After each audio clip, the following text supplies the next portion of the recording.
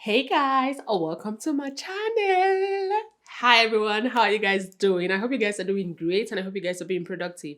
If you see my face for the very first time, I am Susanita Afe. So you guys, it's another storytime video and we are going to be talking about toxic relationship. You guys, I once said in one of my video, if you guys would like to hear my story, how I was in a toxic relationship, and some of you said you would like to hear my story. Today, I'm not going to be sharing every details with you guys just for the sake of time. And we are going to keep some juicy parts also for some other video. But I just want to tell you guys a little bit about my toxic relationship experience. I was talking to a friend who happens to be in a similar situation that I was, and I was trying to advise her, but it was as if I was talking to a wall, a stone wall. And after talking to her, I realized that I was also in that position. I realized that I was also in her shoes at a certain point of my life.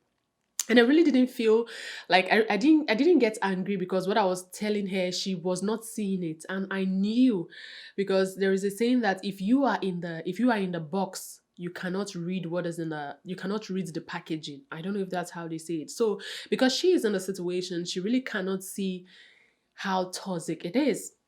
So you guys, my story goes like this. At a particular time of my life, everyone was putting pressure on me, like I need a partner, I am growing, you need a partner, blah, blah, blah. And I was so desperate. I allowed the noise of you're single, you're single. Everyone was telling me that, oh, you're single, you need someone, you cannot continue like this, blah, blah, blah. So I just let that noise get into me. And I was also kind of desperate and I wanted a partner at all costs. So something led to the other. I met with this guy and we started dating. You guys, within a couple of months, I would say within 3 or 4 months, I think within a short period of time, you guys, before you say Jack, I was already living with this guy, like we moved in together. And thank God I didn't give up my apartment. He wanted me to give up my apartment. He was like, oh, just give up the apartment. You're not living there anymore. You're just paying rent for nothing.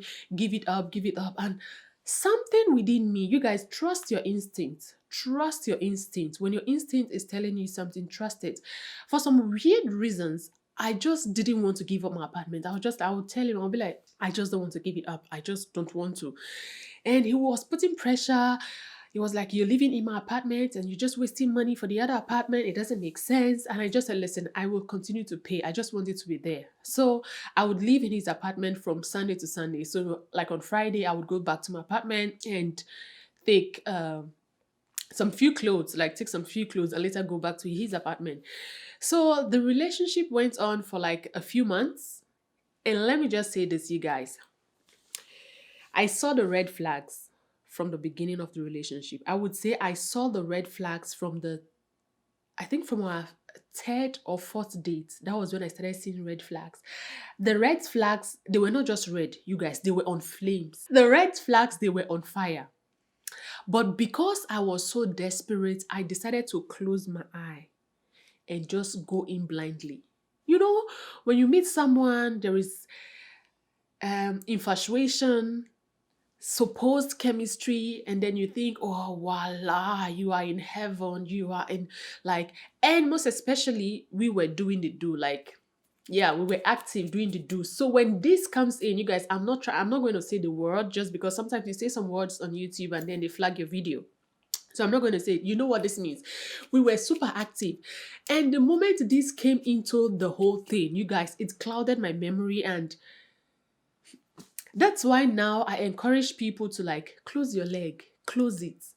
When you close your leg and you don't spread wide open too early, you are going to see things clearly. But the moment you start doing this, it's going to cloud your sense of judgment. And things that you're supposed to see with your clear eye, where there is no, there is no like strong feeling, there is no soul tie, things that you're supposed to see clearly. When you start doing this, you won't see them again. It's like things that are doing like this, because you are doing this, you are going to be seeing them like you won't even see them. So, anyways, we moved in and everything was going on. Every now and then this guy would like act up, like he would like call me out of my name.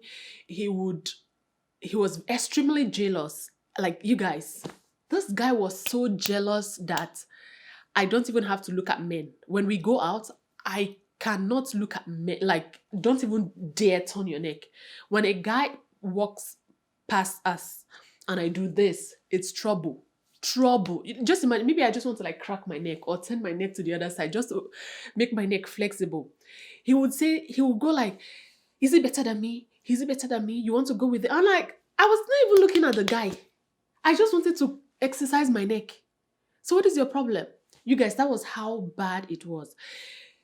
You know, there is something that is called jealousy. And I think there is, even the Bible says that our God is a jealous God. And I think there is an atom of jealousy in every human being.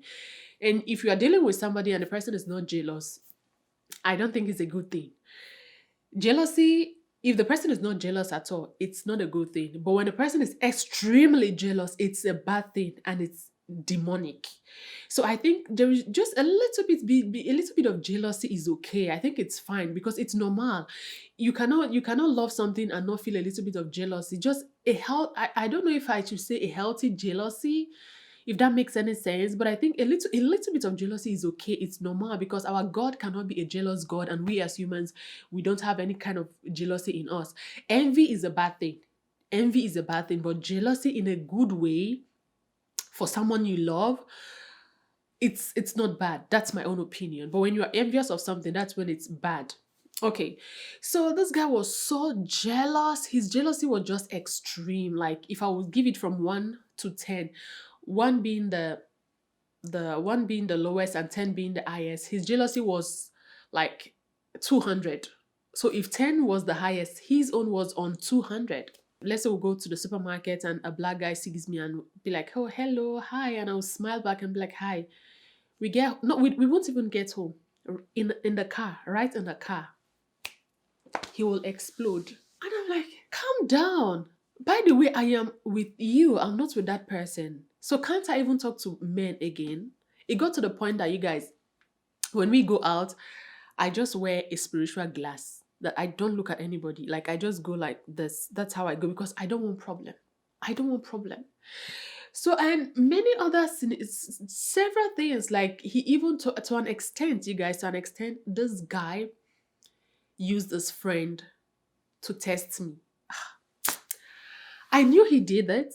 Even at the point I confronted him and I was like, why would you do a thing like that? Like, why would you do a thing like that? There and then I should have even ended the relationship. But because I was so stupid and so desperate and I had terrible low self-esteem, I still went ahead and continued with the relationship. But anyway, sometimes I think God will allow certain things happen in our life so that to give us a wake-up call.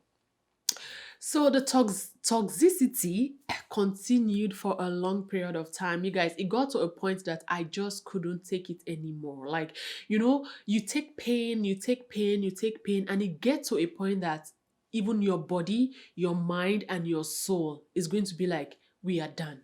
Like, we are done. We just can't do this anymore. I remember there would be days where I would cry, and I would be like, what is this? Like, what is this? It was as if I was walking on eggshell. So it just got to a point that I just couldn't take it anymore. And one day I called myself, I said my name out loud. And I said, you cannot continue. You cannot do this anymore. You have to let go. You have to let go. You can't do this anymore. Was it easy? No. Was it worth it? Yes. So I really, like, there are a whole lot of scenarios. Some of them are just too graphic.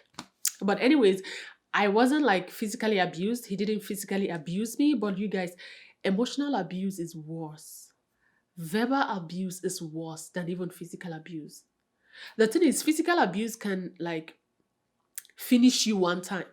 But emotional and verbal, it's like slow poison. It's going to slowly, slowly send you to the grave without even you knowing.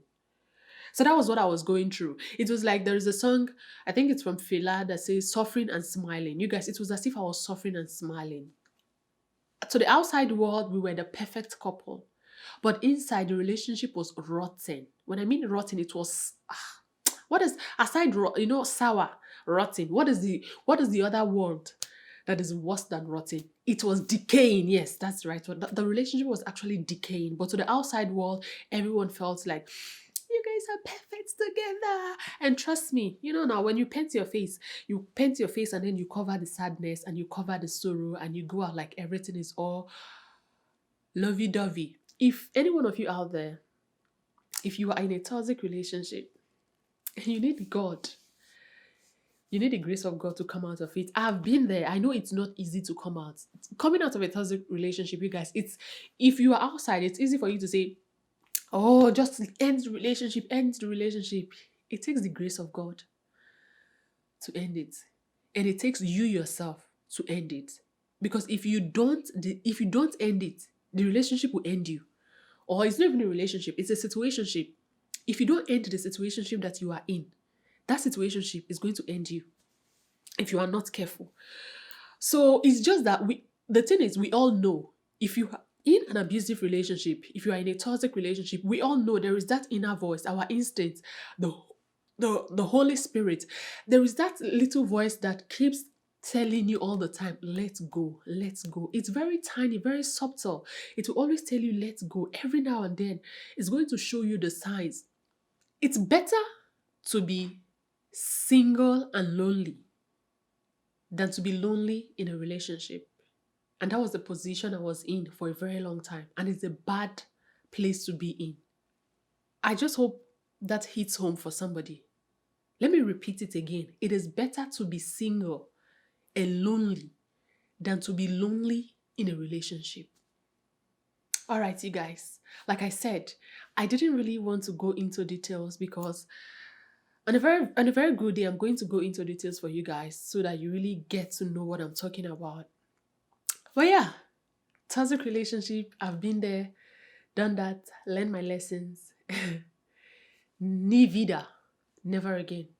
Just make sure when you see the red flags, they show very early into the relationship. When you see the red flags, run.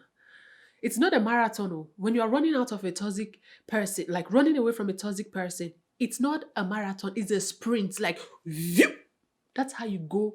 That's how you run away from a toxic person. Don't wait and think that you can change them. Changing yourself is hard work.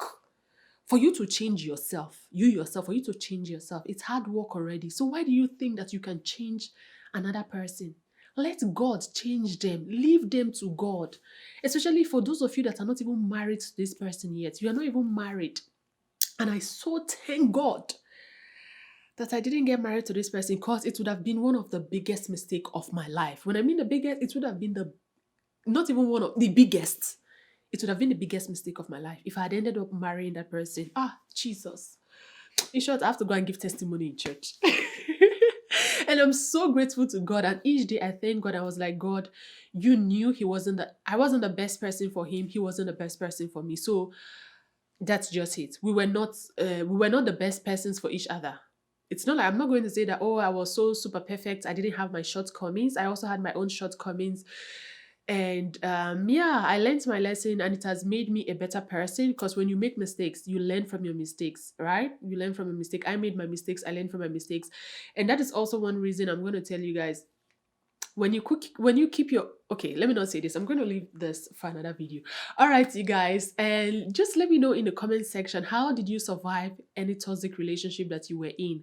And what would be your advice for anyone who is in a toxic relationship right now? What is the okay, you guys, for you to leave a toxic relationship, you need a strategy. I didn't just walk out of my relationship. I had a strategy. I strategized my exit. Though it was a relationship, it wasn't a marriage, but I still had to strategize my exit.